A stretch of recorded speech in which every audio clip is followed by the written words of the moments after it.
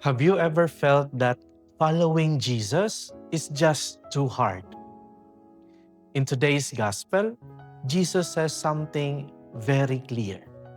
He says, "If anyone wishes to come after me, he must deny himself, take up his cross daily, and follow me."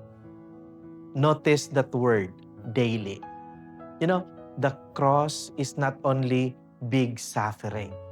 It is the small sacrifices we make every day, like choosing patience instead of anger, choosing honesty instead of easy gain, choosing to forgive even when it hurts. You know, Jesus is not trying to burden us. He is showing us the way to real life. He says, whoever wants to save his life will lose it. But whoever gives his life for him will find it.